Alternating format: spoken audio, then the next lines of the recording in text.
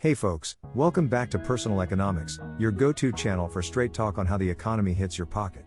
Today, we're diving into the biggest story shaking up wallets across America. The longest shutdown ever. Is your wallet next?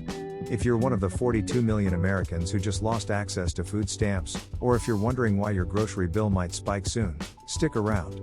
This shutdown isn't just Washington drama, it's costing us billions and could drag your finances down with it. Let's break it all down. First off, what the heck is going on with this government shutdown? As of November 7, 2025, we're now at day 38 of the federal government shutdown, making it the longest in U.S. history. It surpassed the previous record of 35 days from back in 2018 to 2019, and there's no end in sight.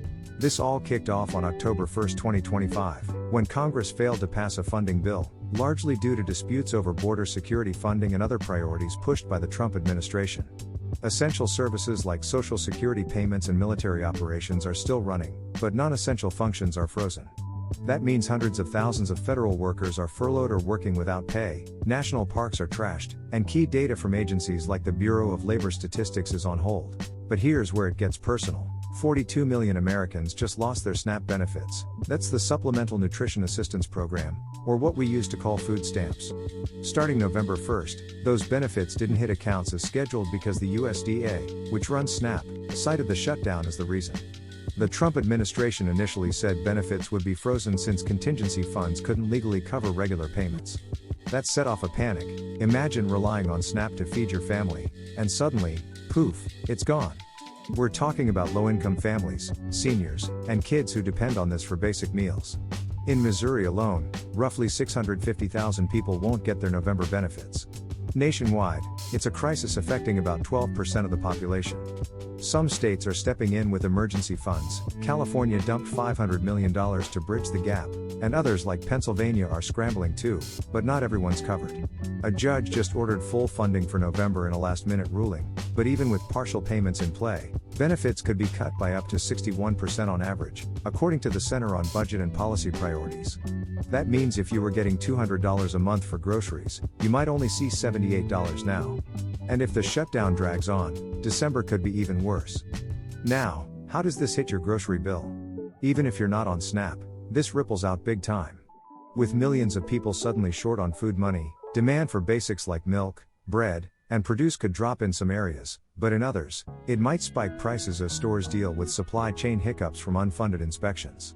The FDA isn't fully operating, so food safety checks are delayed, which could lead to shortages or higher costs for imported goods.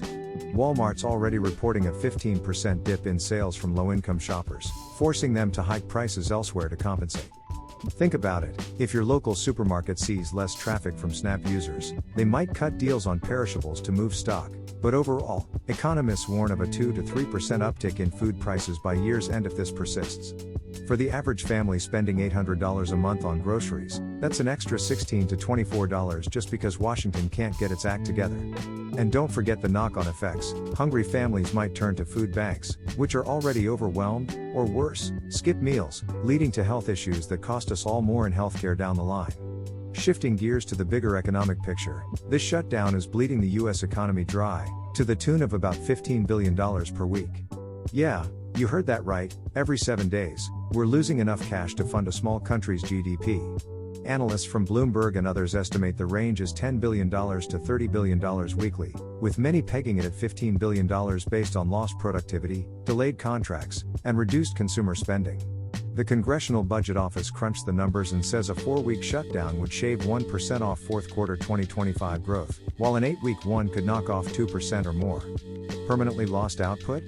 Between $7 billion and $14 billion, even after things reopen, because some business deals fall through forever, and furloughed workers aren't spending like they used to.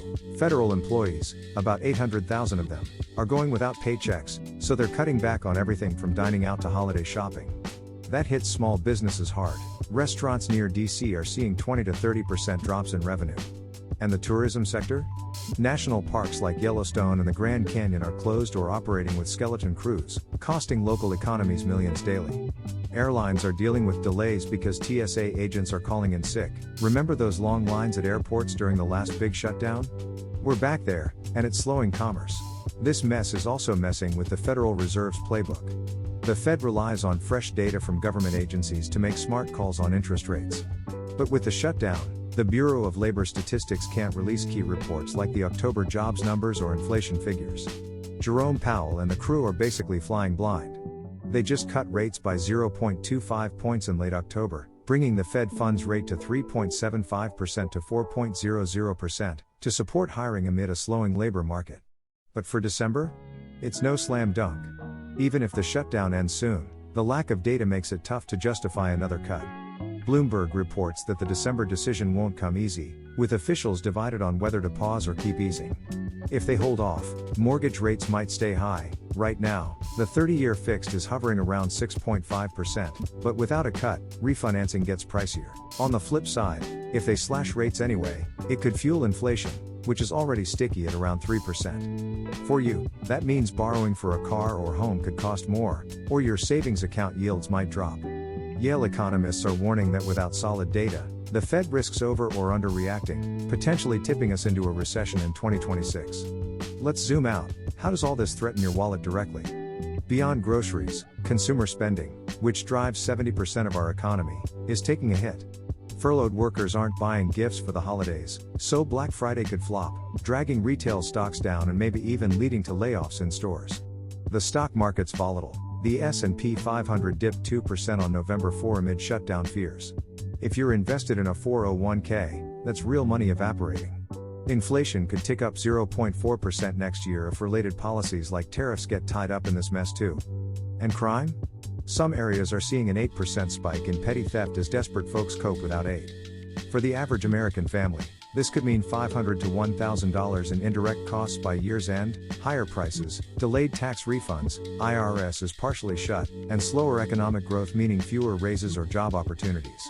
Experts like those at Deloitte are forecasting a possible recession in Q4 2026 if shutdowns become the new normal, with GDP growth stalling at 1 to 2% instead of the hoped for 4%.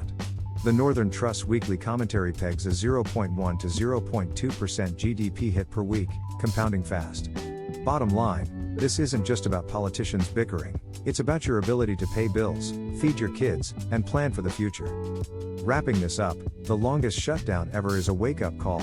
It's already cost us over $500 billion in total economic damage if you tally the weeks, and it's far from over. If you're feeling the pinch from lost SNAP or higher costs, you're not alone. Does this shutdown affect you? Comment your state below. Are you a federal worker waiting on back pay, or a shopper seeing empty shelves? Hit that like button if this helped, subscribe for weekly econ updates, and share this with a friend who's clueless about why their wallet feels lighter. Stay smart out there, America. We'll get through this, but only if we stay informed. See you next time on Personal Economics.